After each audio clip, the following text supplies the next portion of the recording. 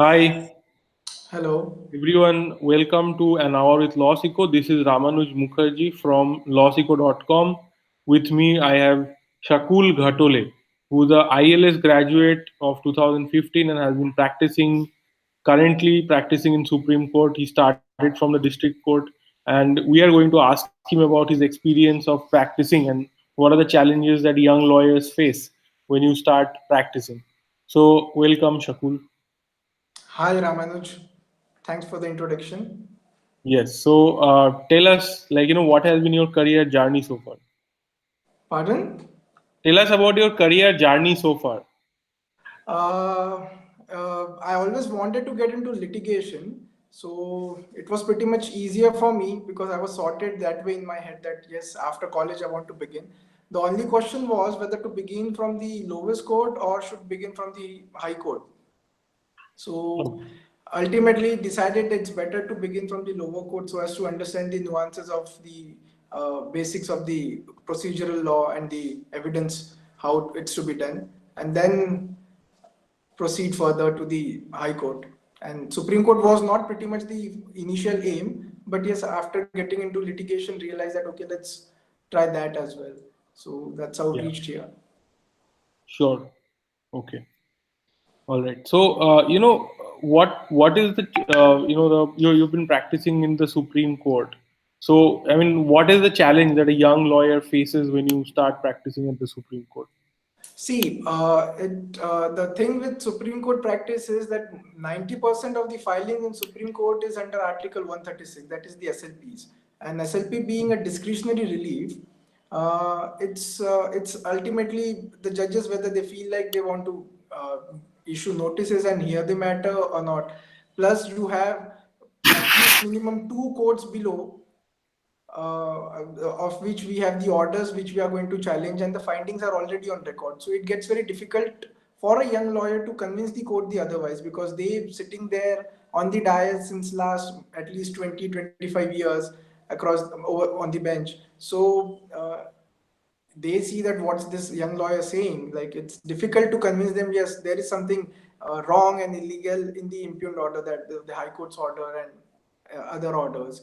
So they don't hear you in depth like how it would happen in any trial court or a high court level case, because the findings are there for them to easily dismiss the case. So there lies the challenge, and that's the difficult part to argue in Supreme Court. You get much less time before the judge, and the judges are much less patient, and they don't Very, want.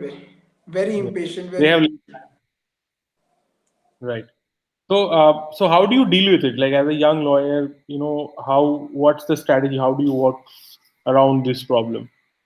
So it begins from the first instance that comes when you receive the papers of your brief of your case. So the synopsis matters the most while drafting an SLP or any appeal for that matter before Supreme Court. The synopsis matters the most.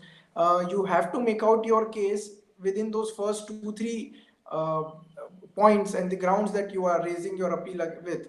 So that's what clinches you. That has been my experience because with 60 odd cases every day listed on the board, it becomes very difficult for the judges to hear out every case in detail. So what they usually do is, what I have realized over this period of time, is that they read the synopsis as well Okay. as the most importantly the impugned order against which you are coming to the Supreme Court. So the synopsis makes or breaks your case. If you have something in the synopsis, the first two important crux points that you have, pitch them, argue it on those points, and try to convince them about it. Right. Okay. Okay. So what's the tell us a little more about the experience of your Supreme Court practice? Like what are the other highlights? See, being the highest court, it's a challenge to argue in. It's the thing that yes, you're arguing here as the last court, and there's going to be nothing beyond this. That's always there, a thrill sort of thing. Also, the sort of relief that one the feeling that one gets after getting a notice issued, or any interim relief that you're seeking, and if you get it, that's like that's unbelievable. Like it's, you can't express it. The when you get any sort of relief from the Supreme Court, at least that too against the lower courts have already dealt with the matter and decided against you, and having been able to convince the highest court that no, there is something wrong and something illegality is there. So that's the fun part, I would say. The difference I would say here about practicing in Supreme Court and High Court and other courts is that, as I said earlier, you get to get very little time to argue here.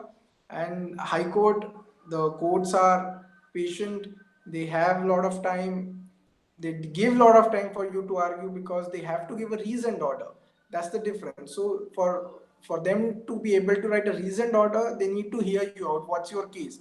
So that helps you in honing your argument skills.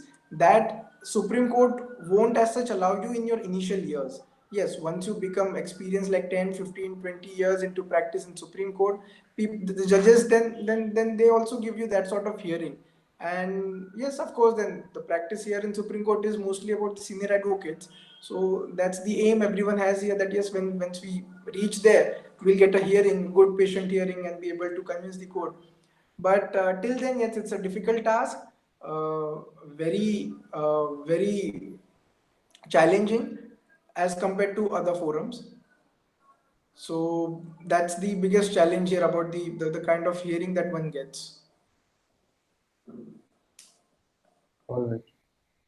So, as a lawyer at the Supreme Court, how do you get your cases? Like, do you like what do you actually do? Are you working with a senior or are you practicing independently?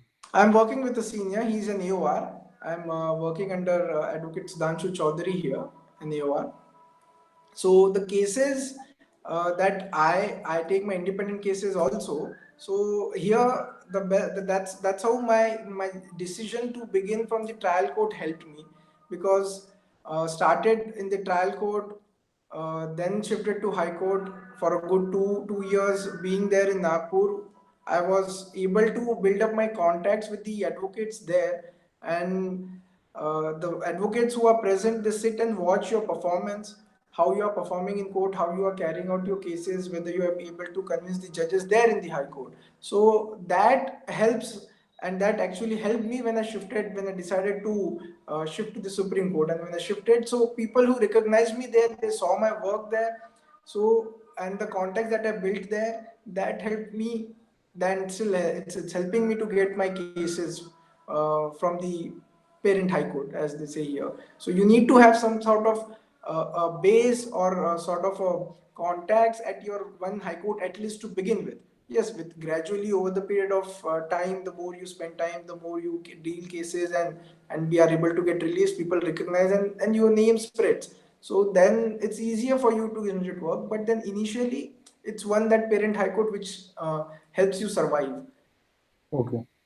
So, how do you do your networking as a lawyer? Like it's always said that it's very important for lawyers to do good networking.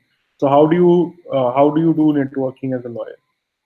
Networking, you just have to be in touch with everybody who you have always have been in touch with initially, and then you just don't lose that contact, and have to travel to your native place, your local place from where you are trying to generate work. Plus, uh, yes, your college certainly helps. The juniors who have seen you in college, yes, they also get work initially. Someone or the other would call them, need advice, that is there someone or not. So they also send uh, refer matters or work to you. So that's, and so you have to keep in touch with your juniors from college, from outside, plus your relatives, trust me, they help you a lot, because they know that yes, there is someone on whom you can fall back upon. He is going to handle your cases, whatever smallest or small issue that comes up in their family or wherever, they just contact you, and then that gives you exposure, and sort of gives you work also. And you be in touch with all these people. So there is no such. A lot of people say that yes, you have to be in touch with your advocates only from your parent account. But yes, beyond that also one has to think, one has to look. Work can come from anywhere, any which way. You just cannot imagine from where a work would come. It could be someone where while you are traveling in train or in flight, someone you meet there, they just happen to talk to you, and he figures that okay, he's someone of help, we can send him work. So that's how you can always get work. So you have to be in touch with anyone and everyone whom you get. Socializing, yes, very important. Try to socialize as much as you can. uh, you have to go out, meet people. The more people you meet, the more are the chances of you being able to getting work. So that's the thing. Okay. So, when you are already working in the Supreme Court, how do you ensure that you are continuously learning and kind of sharpening your lawyer skills, right? What are the skills that are important, and how do you keep developing and sharpening these skills?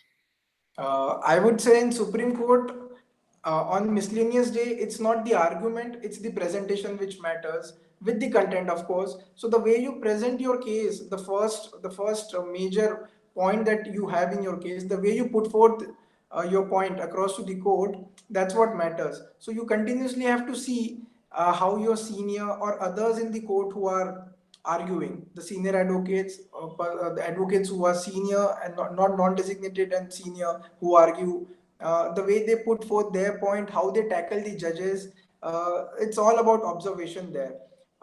Yes, reading, one picks up one person, one picks up his reading skills when he once he enters into the law college.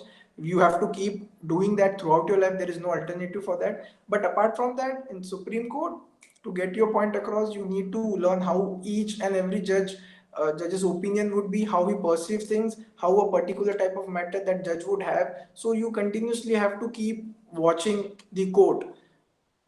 So yes, observation is very much important, very essential. uh, and the way others and your seniors in the bar they argue. Okay. So apart from observation, there is not anything else I can do, like to. In the Supreme Court, as I said, for the miscellaneous, the admission stage, that's important. Then yes, your reading, you have to be thorough with your brief. Like, see, SLPs and other matters which come up to Supreme Court, they are huge. Like it runs into at least 150, 200 pages. That's the minimum I'm telling. It runs into more than that also if a matter is bulky. So you have to be thorough with your brief as well. Like any judge would just point out, because they come prepared. Judges, they do come prepared, like every week, because they have law clerks also for them to assess them. They have, and plus the kind of experience they have, they just know what would be relevant and what you might just miss that point. For you, something which might not strike as a important point, and because person to person it differs, judges are also person humans, so they would say that okay, this point, it attracts me, so they would want you to address on that issue. While preparing, you might not have thought about it. So the more you read your brief, the better it would be for you to present your case. Plus thinking, you have to sit and think about your case, that what possible questions would come up, what possible way the judge would perceive things, the way he would take these things. So this coupled with the observing part, because if you observe a particular judge, okay, this type of matters, if this person deals, if this particular judge deals, so this is his approach. So say for instance, if anticipatory bail has come up, so XYZ judge, he just doesn't entertain anticipatory bails. He usually passes similar kind of orders. So you have to be prepared that okay, he's going to pass this sort of order. What better and what is the best that I can get out of that particular judge? So your preparation with your brief coupled with the observation, you have to know the judge, that as everyone says, like you have to know the law plus the judge as well. So that helps. The drafting, so it's a continuous process. The more you draft, the better you would become. And plus, the more you observe and think about your matter, the better your drafting would be. So it's all connected. So it's not just one particular thing that one has to concentrate upon. It has to be a cumulative thing of all the three.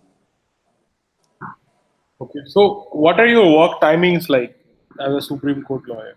Work timings for lawyer, there is no such thing called as a work time. It's continuous. You just have to take out time to sleep and for yourself. If you're able to manage that, that's it.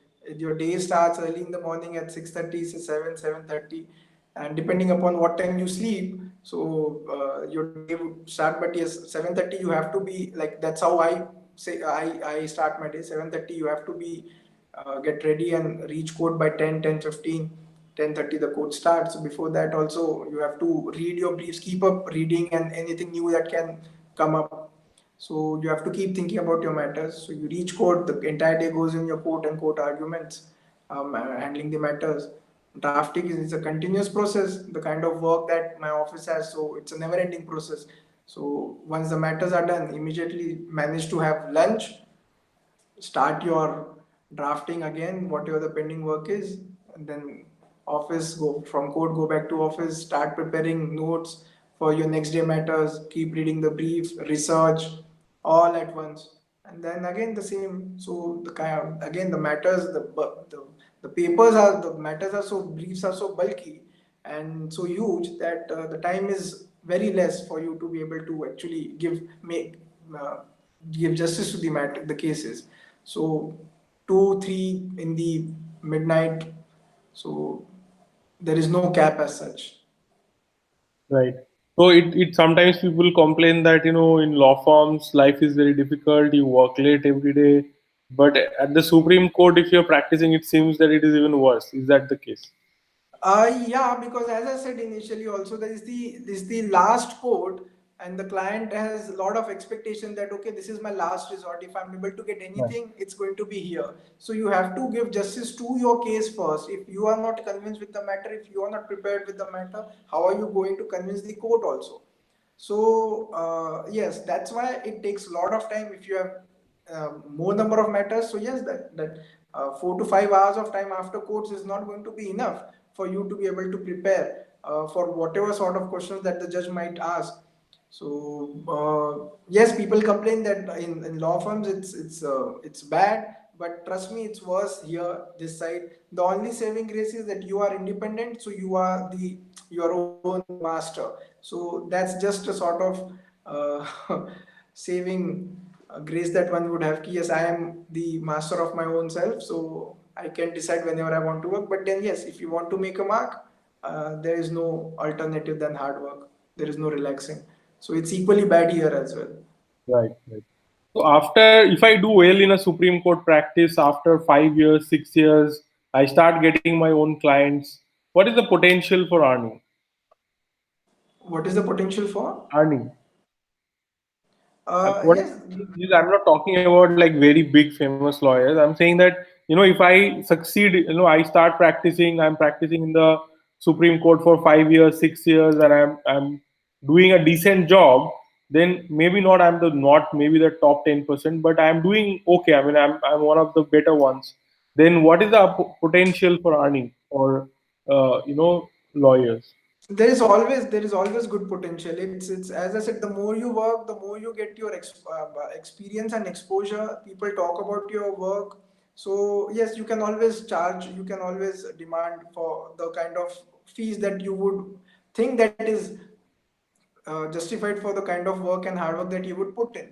So there is always scope. It's the scope. There is scope for hard work and your the way you would perform and give results. So the more you do that, the more is the potential of your earning. Plus, what I have realized is it also depend from where you're getting work. Like if the client or the case is not that big, so yes, obviously the client would not be able to pay that much of work. So there you have to see if an issue is good, you have to balance it out. So from where a client is able to pay you more, you can charge that much. But yes, there is potential for you to earn. Various ways people resort to, but yes, as I said, there is no alternative, and as everyone says, there is no alternative to hard work. So the more you work, the more you get reliefs and are exposed, and people watch you, and you try to establish your name. The better are the chances of you getting work and getting paid also well. So yes, Supreme Court, there is scope of earning well. You just have to do Got it. If your you can give job us some well. numbers, like people know if you work in a law firm, how much do you earn? There are like reports on this. People publish it in Legally India and where not, like how much uh, juniors earn, how much people earn. So if you can give us some ideas, obviously since you're practicing in the Supreme Court, you know much better than us.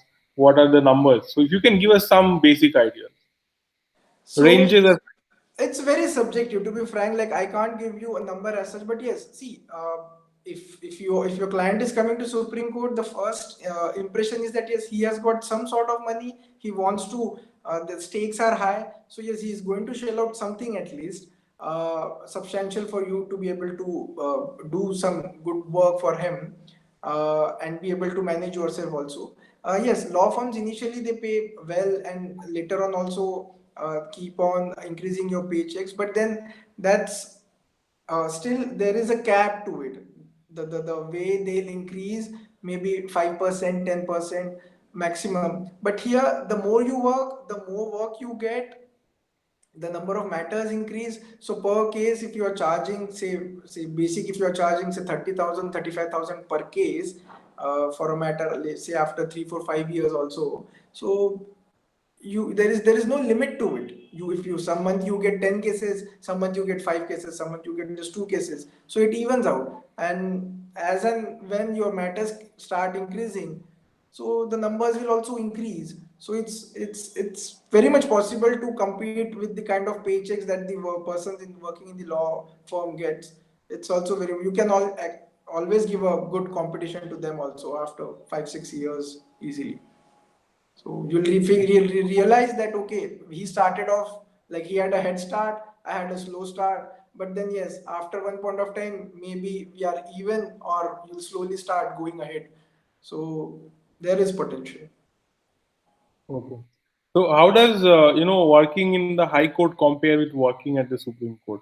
Oh, High Court was a bliss when the kind of hard work that one puts in all his matters. Same was the case with me in High Court also. Like whatever you learn in the initial years, you carry it forward. So there also same amount of hard work and preparation would go on.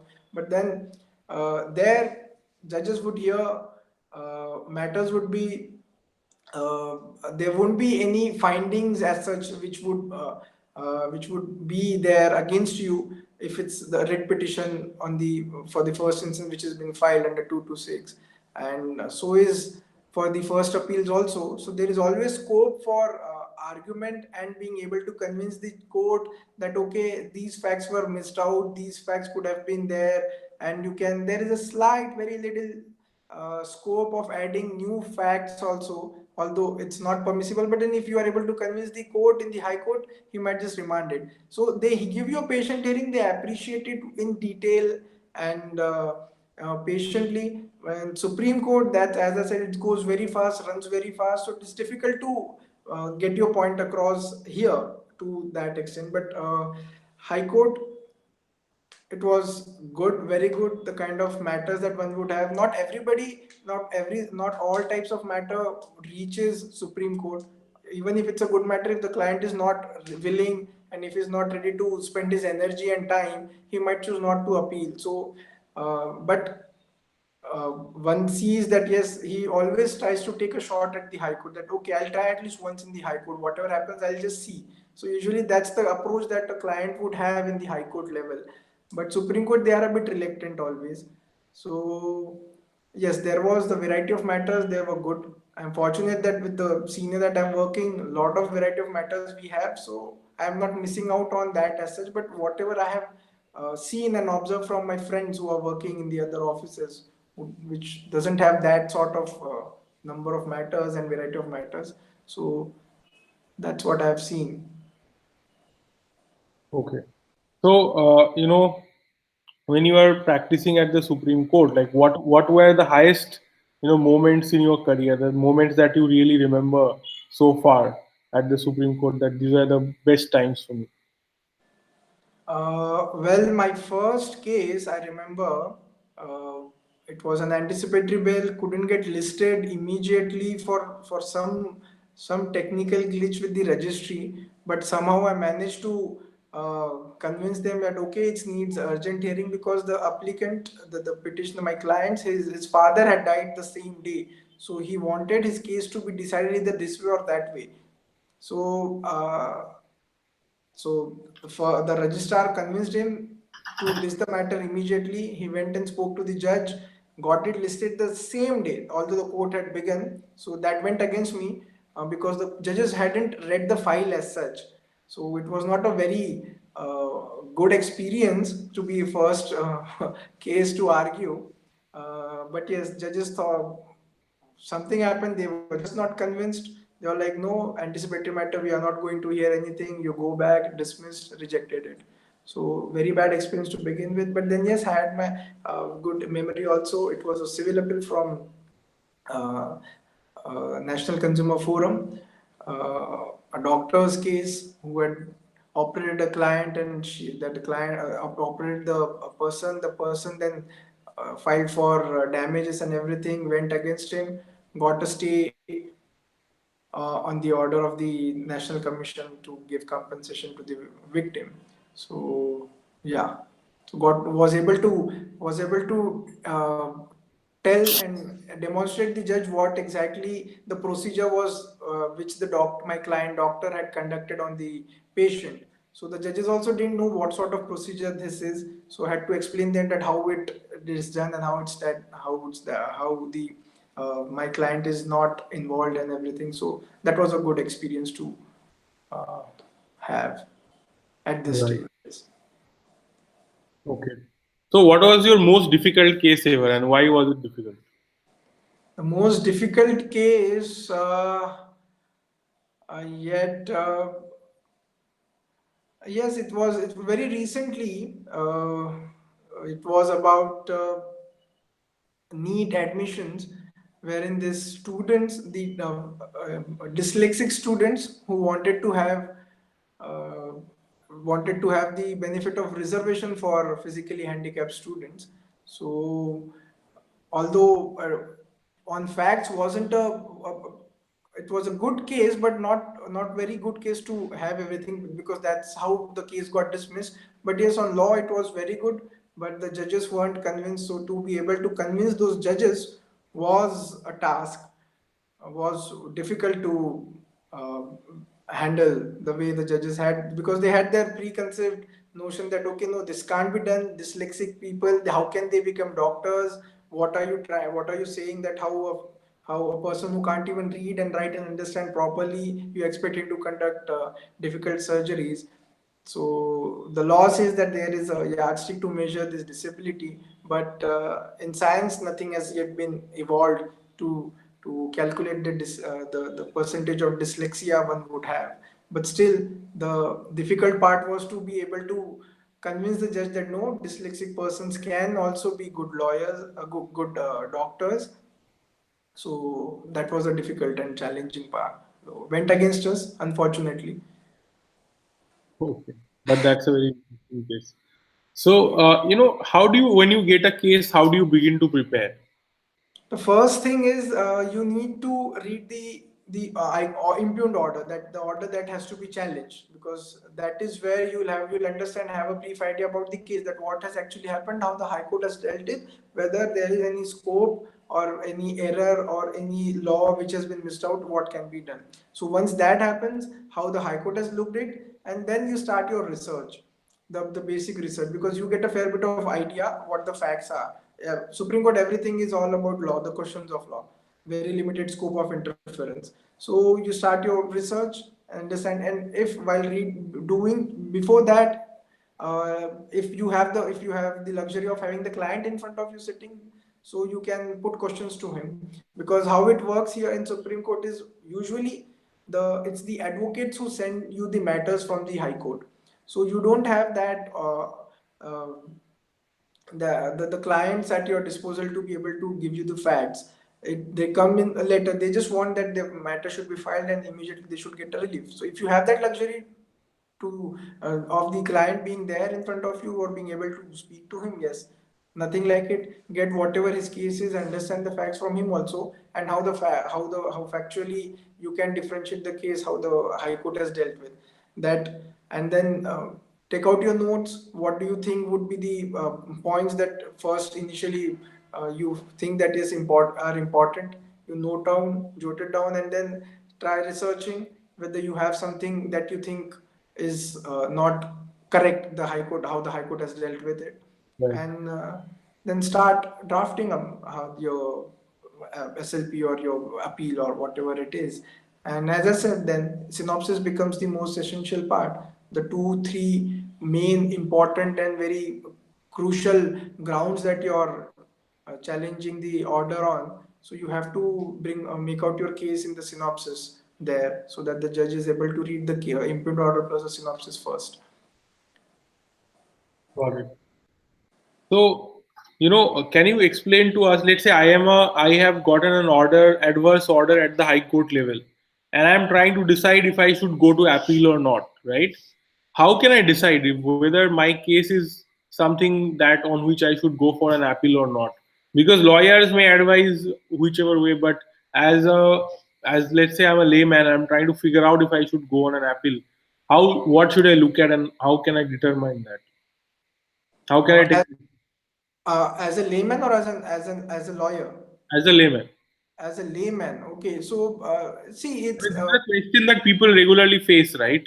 Should I yes. appeal or not? Yeah. Hmm. See, usually clients will come all sorts of clients in across while you're in the profession. So clients, some clients will see that they feel that is their case is amazing, that High Court has done absolutely wrong and everything, because they are attached with with their case, and it's their personal thing. But as a lawyer, you have to, if you are seeing it, you have to see that yes, whether there is some error, or is there any scope of question of law that can be framed, and that the Supreme Court would interfere into it. But if a layman is looking at it, he has to think what are the he'll have various factors in front of him to be able to decide whether to go and try his luck at the Supreme Court. First would be the number, the kind of stakes that are involved in the case. So if the stakes are high, lot of thing depends upon this case. So yes, obviously he should come and he should try his luck, that yes, okay, maybe I have a chance here, I have got a right, I can exercise that to challenge and see if something can be done. Other would be that he just wants to litigate. So as I said, different kinds of clients, different ways to approach. So he just wants to litigate, he just wants to do protract the his fight with the opposite person, so that way he can decide that that yes, okay, I'll approach, I'll try here also. So two things, either on merits or just as a frivolous petition. So if he thinks that yes, there is something wrong, yes, he'll approach a lawyer, his lawyer at the High Court, or if he knows somebody in the Supreme Court, he'll approach that person and just see that okay, if there is something, this is what the layman, the client feels that yes, okay, this is wrong in my case. Whether you really think there is something, so he can get his advice from a good lawyer who can give him a fair advice and then Is proceed. there a way? Okay, but what are the things they should be checking? Like, what should they ask their lawyer? That like generally, like if they can ask certain questions about, okay, like for example, if there should be a substantial question of law involved for appeal to be effective, right? So what are those things that they should be asking to make a decision? Let's say it's a lawyer. Let's say it's an in-house counsel who's trying to decide whether it makes sense to appeal a decision of a high court or not. So what are the things they should be looking at? The again, you are talking about the client from the client's point of view. Let's say the client is an in-house counsel, right? Okay.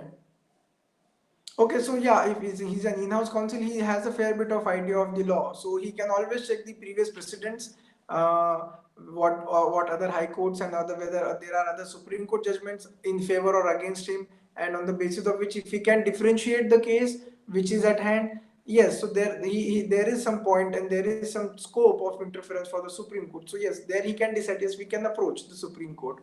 As I said, stakes is really important. If the stakes are high, you have to try your luck. You have to go ahead. Um, Apart from that, yes, although we say the thing is that in Supreme Court it's all about substantial questions of law, but yes, substantial questions of law has to be looked into in light of the facts of the case as well. So whether in on facts, do you have a good case? Because many a times, like lot of times, the Supreme Court, although they say that yes, okay, on law, maybe perhaps we are with you, but then what about the facts? Are you approaching with clean hands or for equity and other things? Yes, that has to be looked into, whether there was default on your part throughout how the way the litigation was conducted for whatever on whatever forums it went to.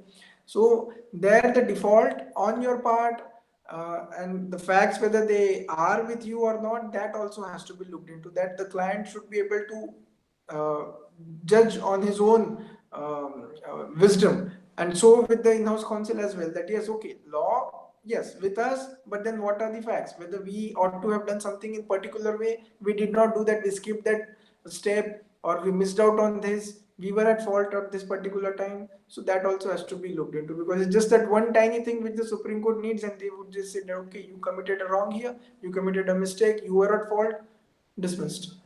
So yes, facts also are essential and important while deciding. Okay. So, what has been the most difficult part about, in your experience, the most difficult part about being a lawyer at the Supreme Court? The most difficult part is what about tomorrow? Tomorrow, immediate tomorrow, that is the next day, what's going to happen with my case? I am putting in so much of effort, but I don't know what's going to happen tomorrow in the court. Tomorrow, in the larger scheme of things, what's going to happen to my litigation, to my practice, whether I'm going to be able to survive, or whether I'll be able to uh, sustain in this sort of litigation at Supreme Court. Yes, that's the most difficult job. But yes, I look at it from the point of view as an opportunity. So a day is filled, always filled with opportunities. So uh, there is an opportunity for tomorrow to for my matters to be allowed, or I be able to secure a relief. That's opportunity. Next day, if I wake up and I see that okay, the opportunity is that I might get a new case, a new client. So yes, so that's it. That the thing about future, that what's going to happen next, if you think about it, the Right. challenging job. Apart from handling the codes, this that is always challenging.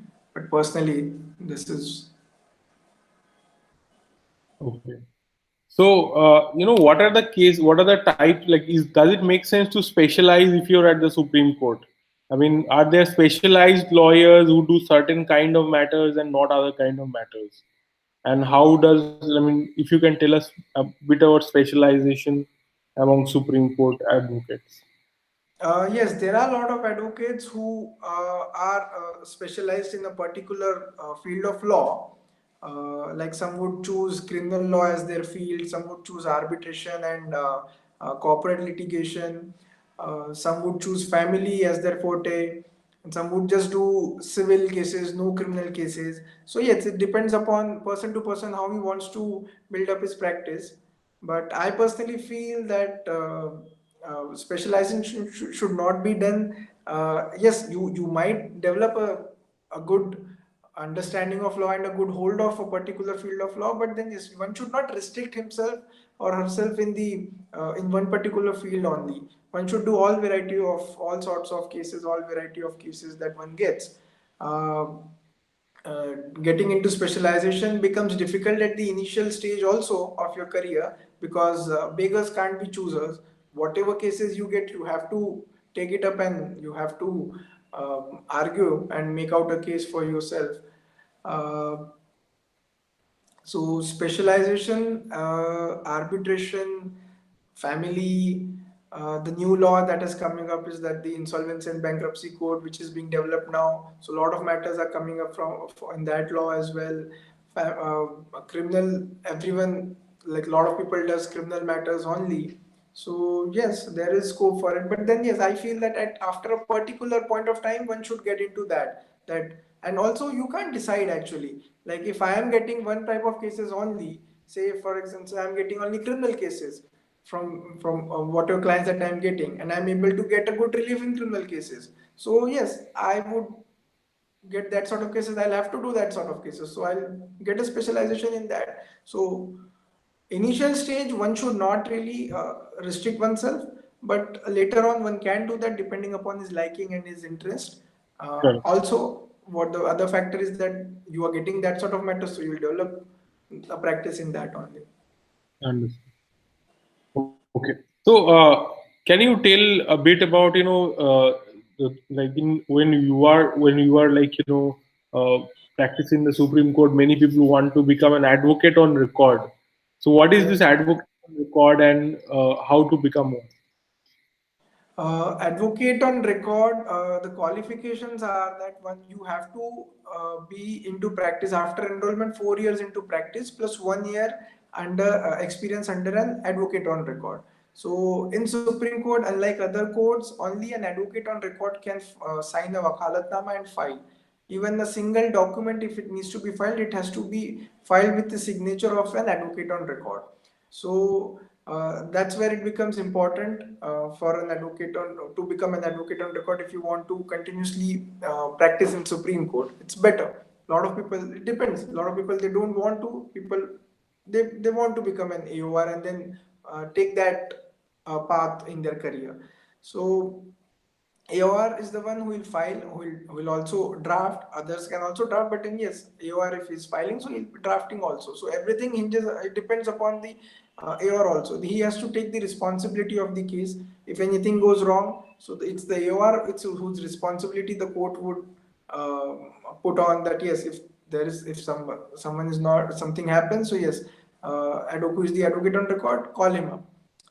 So that's the kind of responsibility the advocate on record will have. It's also because if a person from Kanyakumari wants to file a case in Supreme Court, or so Kerala High Court, the advocate from Kerala High Court would want to file here, but then he himself cannot everyday travel. Plus, if anything has to be served upon, so it won't be possible for every time if a new document is filed, then that document will be served upon the client directly. So it's the advocate on record for the client who will be responsible for all of it. So even if there is an arguing counsel who has filed through an advocate on record, it will be the advocate on record on whom anything would be served upon or handed over a copy of. So he has to take care of the matter. It's his responsibility to take care of the matter. So there is an exam after 5 years of your experience that has to be given. So to be able to become an advocate on record. So it's a very tough and difficult exam that has to be cleared. So after 5 years, you are eligible to write that exam and then clear and then become an advocate on record. It's an objective exam, right? So, why is it so difficult? What is the difficult part? The course is so vast. The kind of questions that they ask, it's like there's anything and everything under the sun. They can that can related to law. You'll be asked. You'll be asked questions like such and such thing was held in which case. You just have to be thorough with all the landmark cases, and even dissenting opinions are asked. Usually, how we research is that we just see that what is the ratio laid down in a particular landmark case. So we concentrate on that, but we just don't, we tend to overlook the dissenting opinions. But yes, in these exams they'll ask you about the dissenting opinions also. So based upon a dissenting opinion, how would you deal a particular case? Plus you in the paper for drafting, you're asked to draft SLPs and other applications. So the time is less, but you have to write everything to be able to score a good mark. It's not always objective, it's a theoretical paper exam as well. So there it becomes difficult because see, in law you will have perspectives. The judge will have different perspective. You will think a particular case from a different angle, the other person would think it from a different angle. So it's always open ended, so you never know how the evaluator is going to evaluate your opinion, how he's going to look at that. So that becomes subjective, and there lies the challenging part and difficulty. Okay. So, what is the value of a dissenting judgment for from a lawyer's perspective when you are preparing your case? Dissenting opinion, value, persuasive value, so to be able to convince the court, yes, that yes, this is also an opinion, when it can be the case can be looked at from this angle as well. But then yes, dissenting So, opinion usually binding are, judgment, then your dissenting opinion like cannot be persuading. I couldn't get you. I'm saying if there's a binding judgment of a majority bench, right? So the dissenting judgment should not be. applied by the court, right? Unless it is Precisely. That's what I was saying. That usually dissenting opinions are given in a case where the bench was of at least three judges. Because if there are two judges, dissenting opinions were larger bench of three or five of judges is constituted. So they'll always have a majority opinion, which becomes the law. So it's difficult to convince them, but yes, you can always derive your research and the way you want to put forth a case, which might just at the first instance would be impressive for the judges while they're hearing. So practically, that's what the importance I feel is of a dissenting opinion. But yes, for research and for academic purposes, they are very enriching and very important. absolutely. We have got a couple of questions. We'll quickly take those questions. Darshan Jain is asking, is BBLLB and CS seen as a good combination, and can they make a good impact in my future? This has nothing to do with practicing in the Supreme Court, but still, if you have Uh, one, well, please it ask. depends. It depends how you want to see. You have a, he said C and CS combination with BALLB. BBA LLB with CS. With CS, yes, you can get a good job in any law firm with corporate litigation, and if that law firm is also practicing in Supreme Court, so yes, from the Supreme Court point of view, you would be able to get a fair bit of experience and work in Supreme Court also. Depends upon the firm you are intending to join, but I mean, for CS independent counsel is a practice. compliance. It's a compliance kind of job. CS. So, if you do CS, usually you don't get to do litigation. It's mostly Litigation, compliance. yes, that's what I was presuming. I'm answering with the presumption that yes, if he has an LLB, he would also want to litigate, and with the CS as a another added um, extra It is certificate with him, probably he would apply to a unnecessary. litigation To be firm. blunt, it is probably unnecessary if you want to, do litigation. Doing CS is not necessary. Probably Yeah, you should for a spend the counsel time practice. better in the court. Like go follow a, actually, Exactly. So, because nobody's going to ask whether you are a CS or a CA or anything if you are into a counsel and individual practice. if you are going to practice in a court, then apprentice with a lawyer. That is Yes, going to help. that helps. That helps a lot. Yeah. So, how would you recommend practicing in lower courts before moving to the higher courts? Very essential, because when you come if you come directly to the Supreme Court, you will be bombarded with all levels, all forums of that the case has traveled to, the documents of all the forums. So the procedure, how that a particular forum has to deal a case, and how it would have traveled from that forum to the another forum, to be able to understand that, trial court experience is must. If it's a criminal matter, or even for that matter civil matter, trial court experience will help you understand how the a particular evidence would have been led in that particular in the trial court, and the value of that evidence, how it is to be evaluated for your appeal or for your SLP also. So that helps you understand how a trial court judge plus a high court judge would have appreciated a particular evidence. If you have not done that, see, you will read, the more the experience you will have, you will gain knowledge. But then to be able to demonstrate it in more effective way and manner, and also so as to understand how a particular line, a single line in a particular person's evidence would have a bearing on his entire case, it's essential, in my opinion, to work in the trial court, to start with your career with. Okay. So, if my eventual goal is to practice at the Supreme Court and I'm a law student, then what can I do to use my time best while I'm at law school? See, if you are at law school and if your ultimate aim is to come to Supreme Court, then I would say while during your internships, go as much possible as you can to lower courts and understand the procedure there. It's easy to go there, and it's also easy to understand, because you have time to read your matters and ask queries to your counsel under whom we are working or interning. So that, because in Supreme Court everyone is in a rush, so one would not be able to give you that sort of time to make you sit and understand and learn a thing. But in trial courts, usually that happens. That has been the case with me also.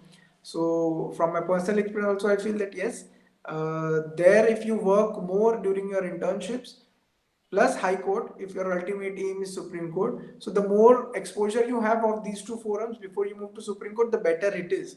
So why not start it beforehand, before you graduate? So if you have seen these court proceedings during your internships also, it will certainly help you understand and perceive law and your cases in a better manner, in an effective manner once you graduate and start working, and then you move to supreme court. So it saves your time, it saves your years.